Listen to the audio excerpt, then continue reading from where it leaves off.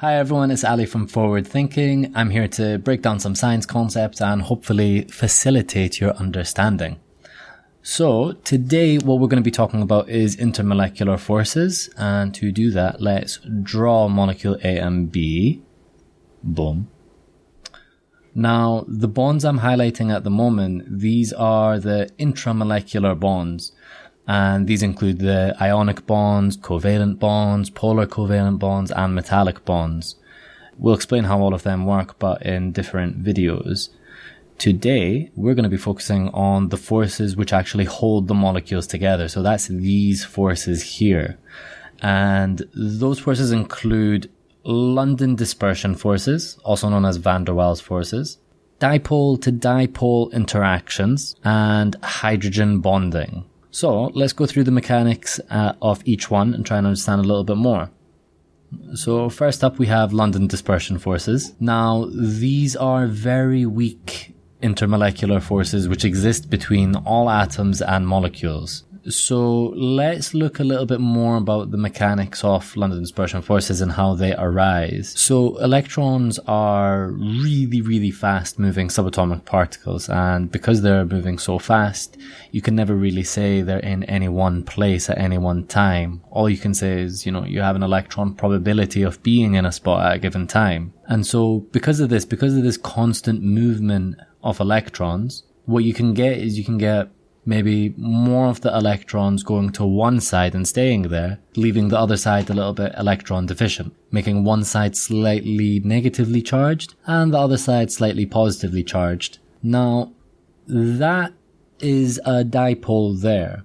When you have two opposing charges, or just two opposites really, what we see here is that because the electrons are always moving, that dipole in itself is really temporary. So recapping that, because the electrons are always moving, that produces an electron wobble, leading to one side becoming slightly more negative and the other side slightly more positive. But because the electrons are constantly moving, this dipole is only temporary. These are, as I said, really weak intermolecular forces. And if these are the only intermolecular forces present, then the boiling point and melting point is going to be pretty low, as you can see in the noble gases. Now, next up we have permanent dipole to permanent dipole interactions. But to understand this one, you're going to have to know a little bit about electronegativity. Electronegativity is the attraction of an atom to the bonding pair of electrons. So let's look at, for example, hydrogen bromide. Hydrogen has a electronegativity rating of 2.2, whereas bromine has an electronegativity rating of 2.8. That means that the bonding pair of electrons are going to be slightly more towards the bromine than they are to the hydrogen. And as a result, that side becomes slightly negative and stays slightly negative because there's more electrons there. The other side by default becomes slightly positive and is going to stay slightly positive because that bonding pair of electrons is kind of like skewed. It's not exactly in the middle.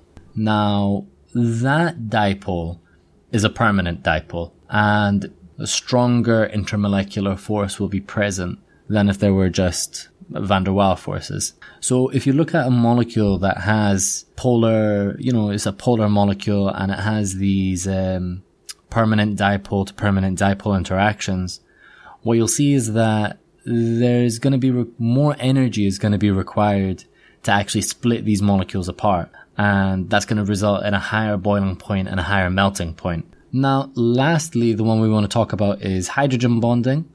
Now, hydrogen bonding is pretty much the same as permanent dipole to permanent dipole interactions.